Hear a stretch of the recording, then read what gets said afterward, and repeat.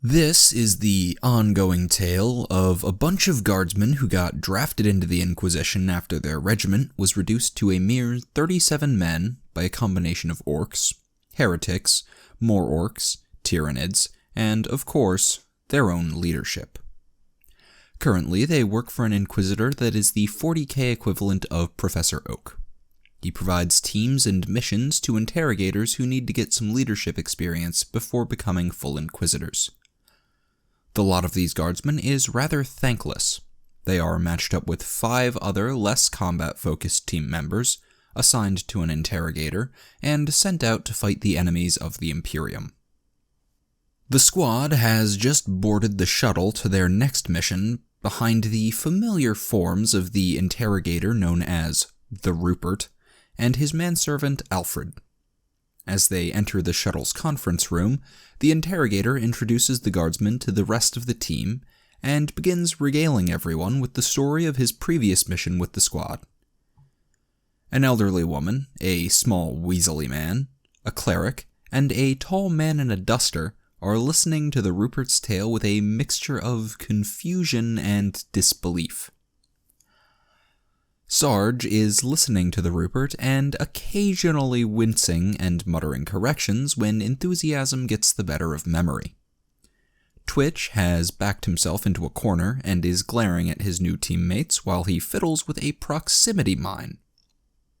Doc is helping Alfred serve tea and trying to keep Cutter out of the way as the melee specialist wolfs down snacks.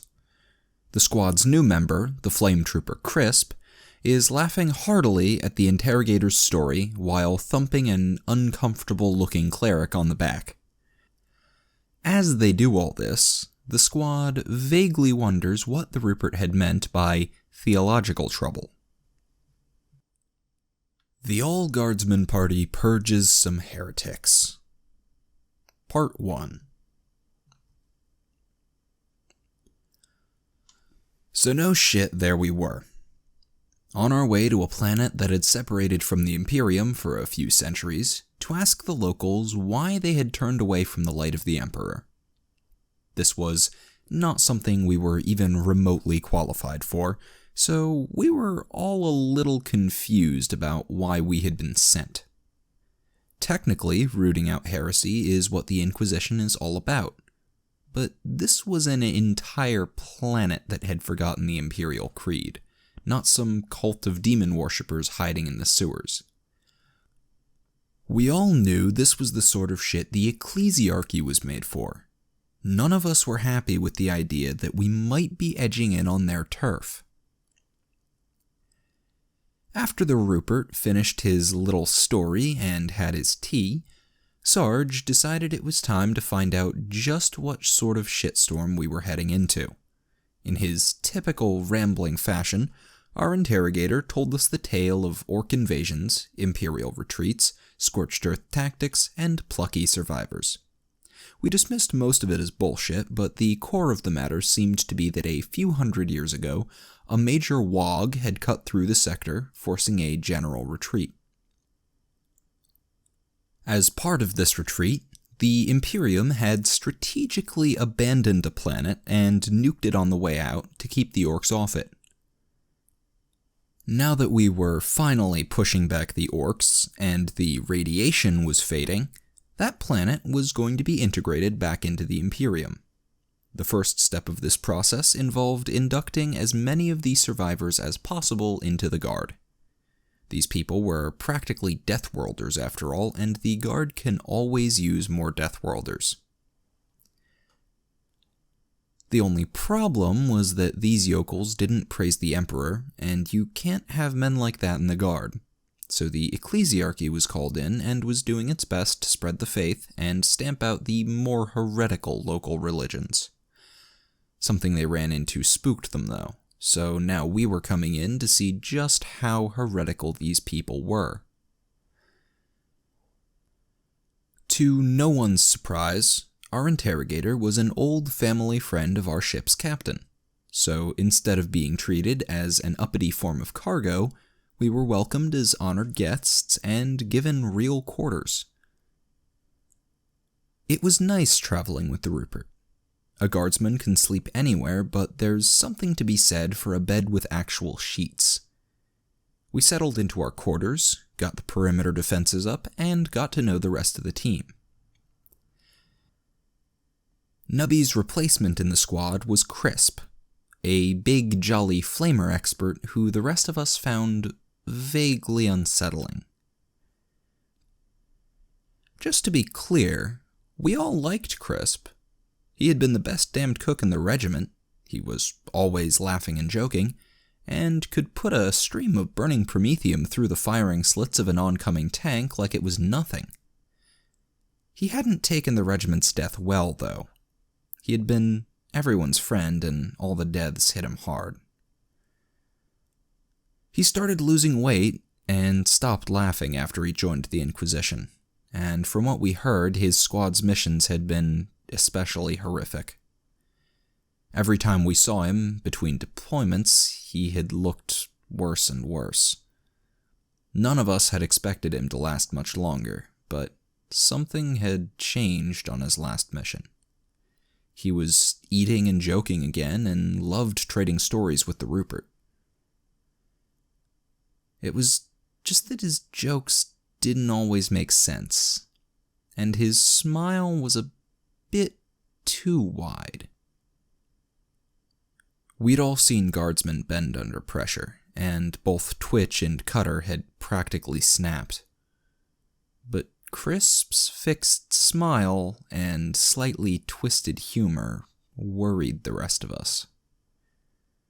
The rest of the team was less disturbing than Crisp. The Rupert and Alfred were the same as we remembered them, except for the masterwork augmetic that had replaced the Rupert's charred stump of an arm. Our interrogator had handpicked several experts for this mission, in addition to us guardsmen. For working with the locals, there was an Arbite who had experience keeping the peace on feral and frontier worlds, as well as a greasy man who had served as a translator and negotiator on a rogue trader. The religious investigation would be aided by a cleric who had worked as a missionary for several years, and a tiny old woman of an adept who knew just about everything. We liked her. She didn't take shit off anybody and delighted in making Doc and Alfred uncomfortable. We didn't even bother trying to keep ourselves walled off from the rest of the team. After our last mission with the Rupert, we knew that he wouldn't let us get away with it. We suffered through lectures on the Imperial Creed and acceptable deviations from the Cleric and Adept, basic language lessons from the Greaseball and Adept, and lessons on frontier law from the Arbite and, of course, the Adept. It was like being back in school, right down to the little old lady hitting us when we didn't pay attention. The whole experience was rather degrading. Aside from Doc, none of us were cut out for higher learning. We were guardsmen, not bloody diplomats. We couldn't duck out of it, though, so we spent our trip like a bunch of officer cadets, busting our asses in PT and being force-fed trivia by frustrated teachers all day, listening to the ramblings of an old warhorse in the evening, and sleeping like the dead at night. The trip slowly continued, and we suffered, but at least we knew that we'd be ready for anything the mission threw at us. Compared to this torture, purging a bunch of heretics would be like a walk in the park. We made planetfall at a fortified camp that the surveyors were using as their main shuttle port. The place was within spitting distance of one of the irradiated cities, and it was disconcerting to see the towers standing completely motionless and silent in the distance. The various leaders of the expedition came out to greet us, and for a change, everyone seemed happy to see the Inquisition. It was weird. We spent the next few days wining and dining with Munitorum, Ecclesiarchy, Administratum, and Mechanicus officials of varying degrees of unpleasantness. We managed not to thoroughly embarrass ourselves, but for some reason, none of the survey's leaders were willing to tell us the exact reason that we had been summoned. We got a lot of vague and contradictory information, but Everyone seemed to have a political agenda here and wanted to make sure we'd act in their interest before they told us anything useful. We couldn't even find the pontifex who had asked for our help. Apparently, he'd gone off to negotiate with some local priests and hadn't come back yet.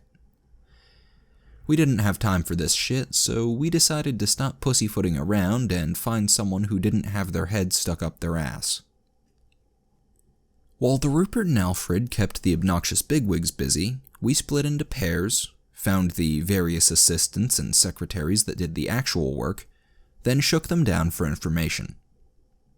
Doc and the Adept talked to the Mechanicus, while the Arbite and the Greaseball asked the Administratum some questions. The Cogboys and Pencil Pushers didn't have anything useful for us, just a lot of junk about radiation levels, incoming colonists, recovering biospheres, and irradiated manufactorums. The rest of the team had better luck getting useful intel, except for Twitch, who was left in base because he was still banned from investigating anything ever again. Sergeant Cutter managed to find a very helpful lad working in the Munitorum who knew all about the locals. Apparently, they were the hardest bastards this side of Katakan, had a very clear memory of who nuked them into the Stone Age, and had been spending the last few hundred years rebuilding their civilization and fighting with the remnants of the Orkish invasion. They had built several small cities, mostly over the underground bunkers that had sheltered their forefathers, which they defended with a mixture of primitive weaponry and scavenged Imperial tech. The locals weren't overly hostile towards the Imperium, since most of them saw reassimilation as a great improvement over their current living conditions. But they had abandoned the Imperial faith and developed about 50 different religions of their own.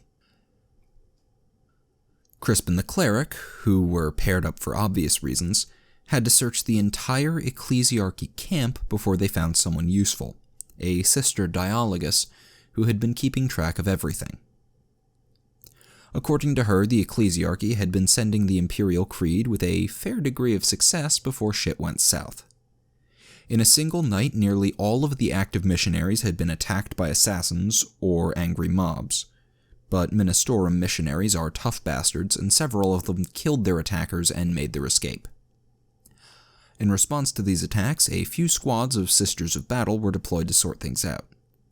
A little examination of the deceased assassins led them to one of the smaller religions near an irradiated city. The sisters went in, some serious shit went down, and about half the sisters came back out. They declared the place purged, then put it under quarantine and called for us. None of this was exactly good news, but at least we knew the gist of what was going on and where to go next. A flyer was requisitioned, and we all headed out to talk to the sisters. We geared up for a fight as we flew. Whatever the sisters had run into had chewed them up pretty badly, and we weren't going to take their word it was dead. We landed right at the edge of one of the nuked cities. We were close enough that all of us had to wear rebreathers, and Doc warned us not to stay too long if we ever wanted to have children. The sisters had set up a perimeter around a large ruined building and set up a field barracks.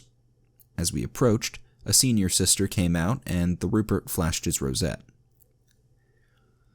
The Sister Superior took us towards the ruined building and filled us in as we walked. She had been sent here with 3 squads to purge the temple. They had rolled over the guards and busted down the door in seconds. They had expected to find cultists and fanatics inside. They hadn't expected a horde of mutants backed up by psychers.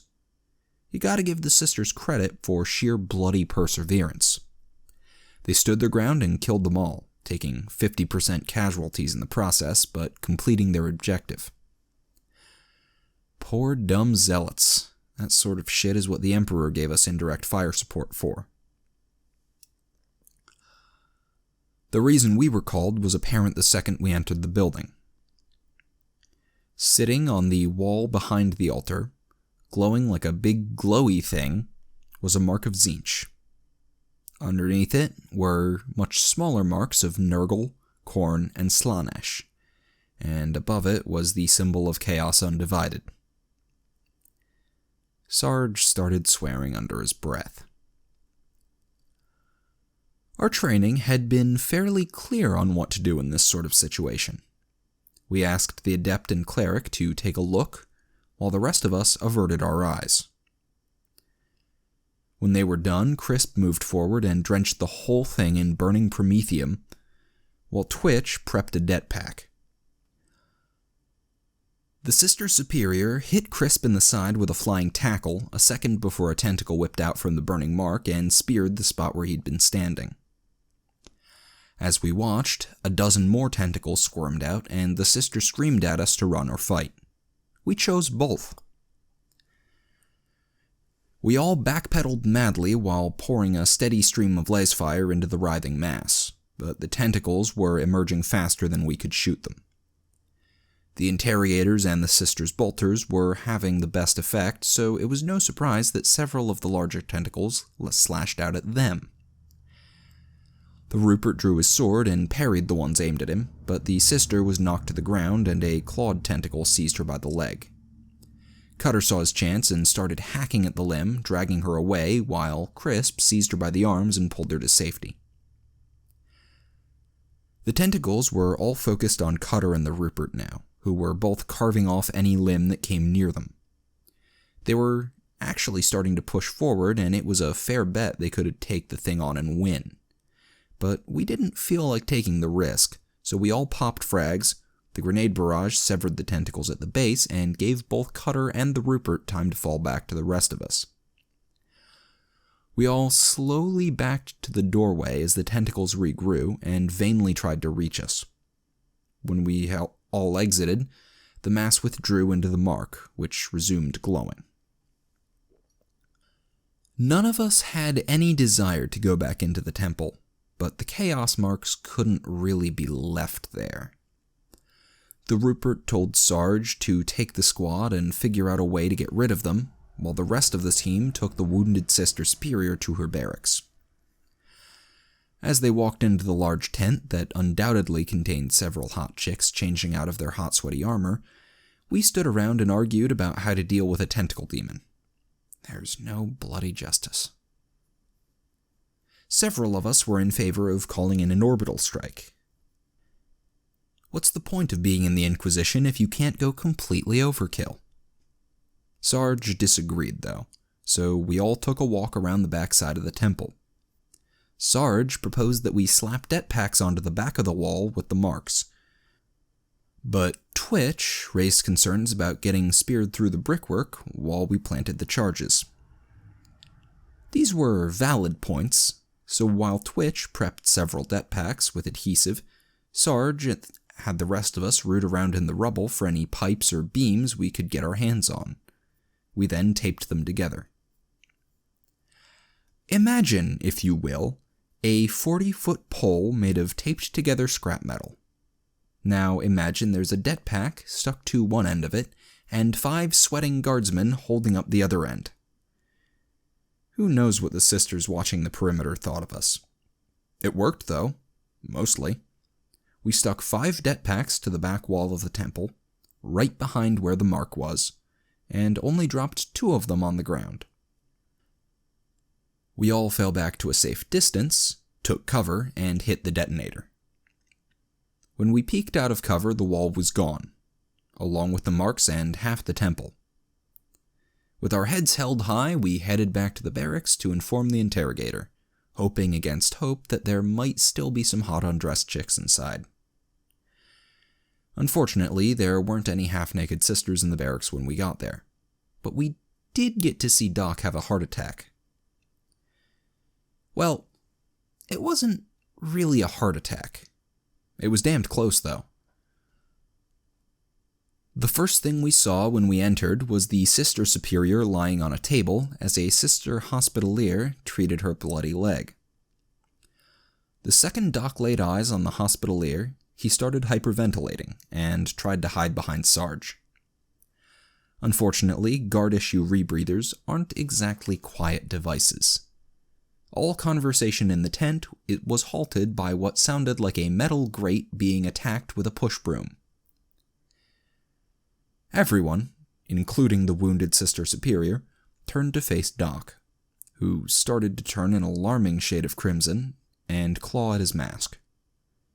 Crisp and the old adept broke into gales of laughter as the hospitalier ran over to see what was wrong with Doc. Only Sarge's assurance that everything was fine saved the poor boy from terminal embarrassment. The rest of us removed our masks, then Sarge, grinning like a schoolboy, gave a report to the Rupert that was occasionally interrupted by inexplicable coughing fits. These usually happened when he looked at Doc. Matters were not helped by both the adept and Crisp making dirty jokes about playing doctor in the background. Eventually, Sarge finished explaining our solution to the demon problem and introduced the rest of the team to the hospitalier we had met on our first mission. When the novelty of teasing Doc had worn off and he'd regained his composure, the embarrassed medic went over to help patch up the Sister Superior's leg. While he did this, the rest of us argued about just what the hell was going on this planet. We knew the planet was filled with mundane heresy, and had expected to have to deal with some minor demon cults, but this had been a full-blown Tzeentchian temple right down to the arcane symbols, horrific mutants, and tentacle monsters. On top of that, the other chaos symbols seemed to suggest that each of the gods had a cult on this world, and they were all working together in some way.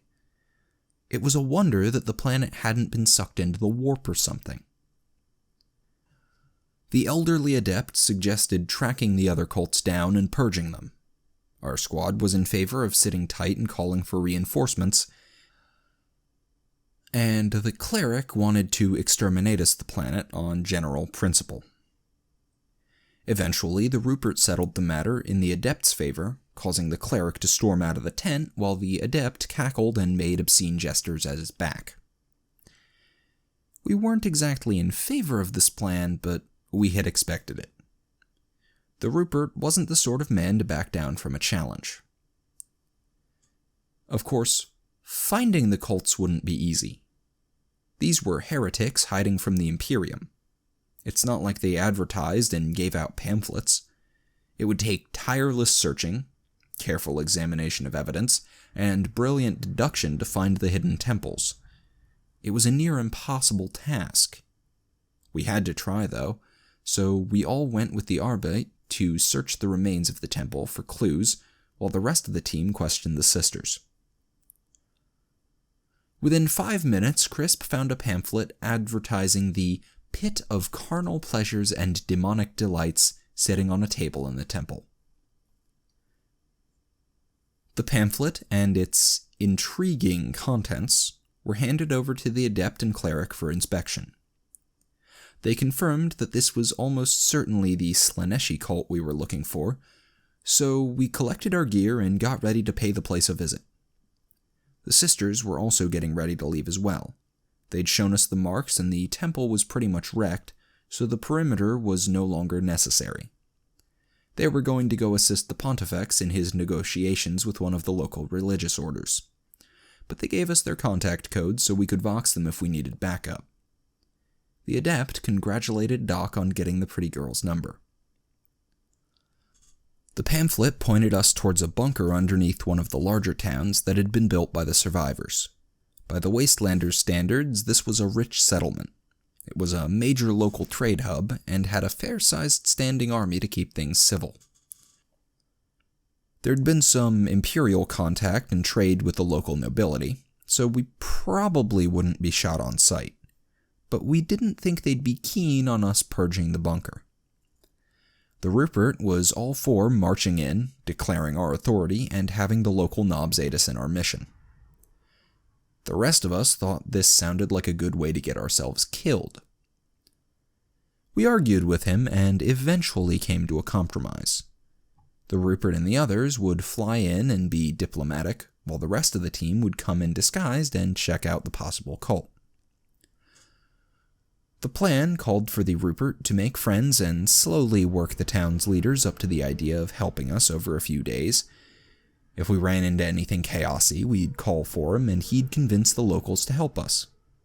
None of the squad had any faith in his ability to convince the Wastelanders to side with us, so we had absolutely no intention of calling him for anything short of a bloodthirster. We stopped at a small trade post and exchanged a few of our surplus weapons for sets of local clothing and armor. The Arbite and the Greaseball helped us get into disguise and prepped us on local slang and customs. Then we split up a few hours' walk outside town. The diplomatic team consisted of the Rupert and Alfred, as well as the Greaseball and the Cleric. They had a full spectrum of diplomatic skills at their disposal, and the two teammates who most annoyed us were out of our hair.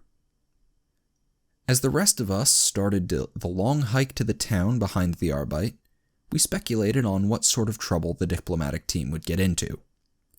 Twitch thought they were going to get sacrificed to the dark gods. Crisp painted some rather scandalous scenarios involving the Greaseball that made us rather uncomfortable just hearing about, and the rest of us had our money on the Rupert challenging someone to a duel. The Adept had a few interesting theories of her own, but the Arbite ignored us and muttered to himself about standards and professionalism. The Arbite talked us through the town's gates as mercenary escorts for the Adept. Between our scrap armor and well-used weaponry, we certainly looked the part. There was a bit of an argument over bringing Crisp's flamer inside the settlement.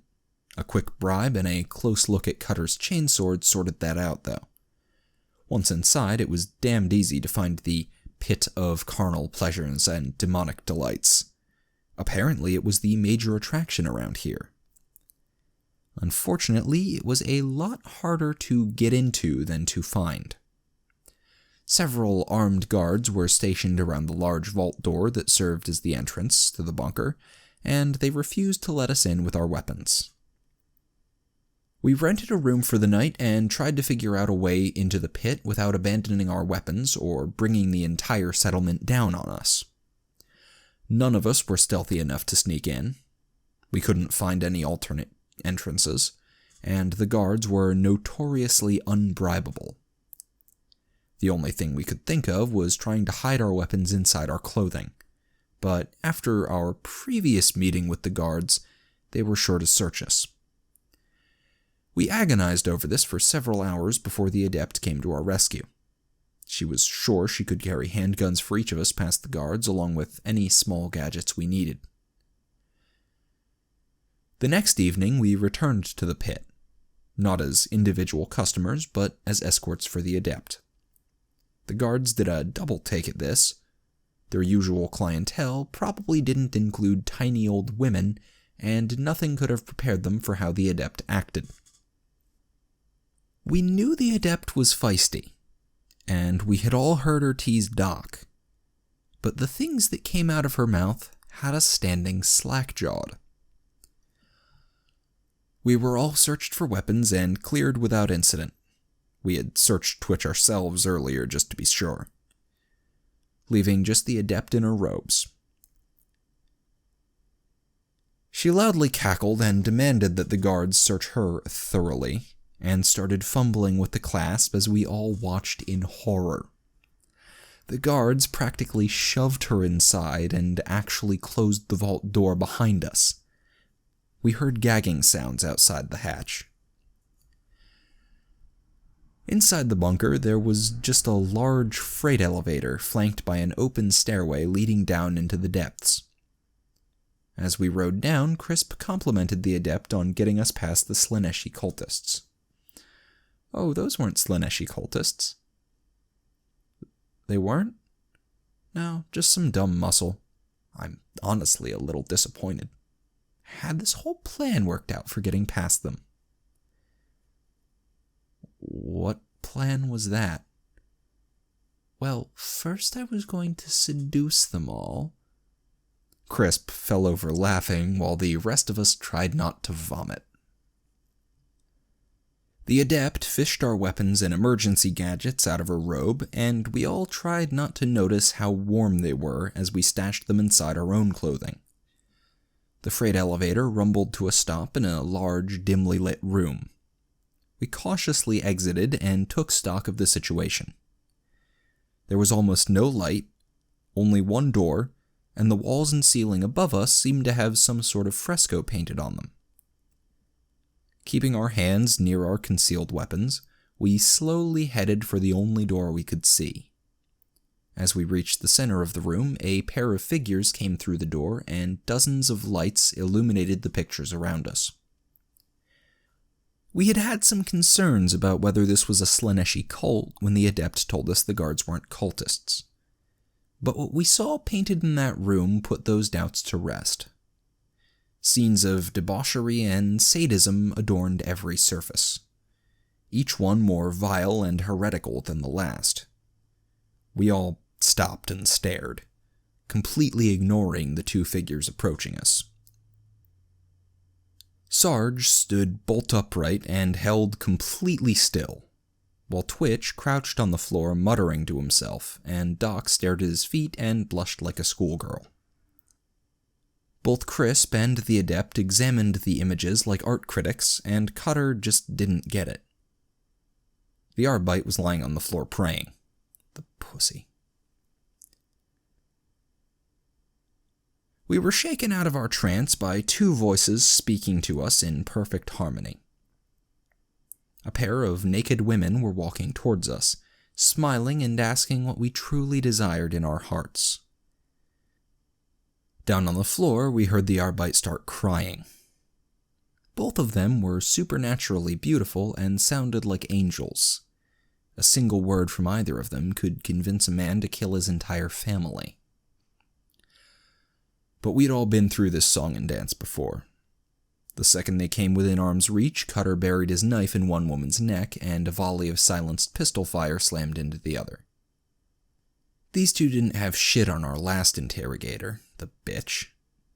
This quick burst of violence was followed by a short, whispered debate about what to do next. We had a few handguns, a couple of knives, a handful of det packs, and a whole bunker full of cultists to deal with. This is where your typical Inquisition strike force would have ventured into the temple and purged the entire place using nothing but some silenced handguns and their wits. We did not decide to do this. We preferred life. The elevator wouldn't budge, but the Adept refused to take the stairs, so we all got into firing positions around Twitch while he fiddled with the control console. We were all on edge. Any second, the rest of the temple would notice the two missing cultists and come for us. Our nerves were not helped by Crisp pointing out a picture of a man being pierced by what appeared to be an obscene power weapon, or the Adept pointing out a few women who looked like Doc's lady friend. The horde of deranged cultists never came, though. Twitch bypassed the lock on the elevator relatively quickly, and we all piled on. As we rode up, we took the few det packs we had brought and stuck them onto the shaft's walls. The general theory was to call in an orbital strike when we got clear, but it wouldn't do to have anyone follow us. We reached the vault doors without any alarms going off and used the built-in comm system to nicely ask the guards to let us out. As we came out the doors, the guards all caught sight of the Adept and took a step back. We left the building without incident. As soon as we were clear, we calmed the diplomatic team and sprinted for the rented rooms where we had stashed our weapons. We grabbed our gear, headed for the parked flyer, and got aboard right as Twitch's det packs went off. We could hear small arms fire plinking off the belly of the flyer as we lifted into the air and got the hell away from there. The Rupert was a little cross about the whole thing. He'd been working hard at winning the locals over and had expected a report on our progress and a request for a local strike team. Not a message to drop everything and evacuate. According to him, the local baron and his cronies were fine upstanding gentlemen, eager to mend fences with the Imperium and perfectly willing to lend us some lads who could keep the gobs shut. Alfred silently shook his head in the background and did his best to indicate that these gentlemen would have had us all killed, looted, and possibly eaten. Regardless of how well the Rupert had actually been doing at winning the locals over, setting off a few debt packs in their primary tourist attraction had definitely pissed them off. The interrogator complained bitterly about all of his diplomatic work being wasted and how hard it would be to get this town back on good terms with the Imperium. Our request for an orbital strike on the bunker didn't improve his mood. We got quite the lecture about a soldier's responsibility to face danger and protect civilians. If it weren't for the steady hail of small arms fire that bounced off the belly of our flyer as we took off, he probably would have ordered us all back down there. With Alfred's help, Sarge managed to finally calm the Rupert down and convince him to call in the strike. As we flew back to the surveyor's camp, we saw a series of flashes in the distance, and a confirmation was voxed in from one of the frigates patrolling the system. It was a shame that we didn't have any plans for the bunker, just a rough estimate on the depth and direction from the entrance shaft. They wound up burning down twice as far as we'd estimated, and walked their lance battery in a pretty wide area to be sure the bunker was wrecked. The barrage also wiped out half the town. The Rupert was a bit sore about that.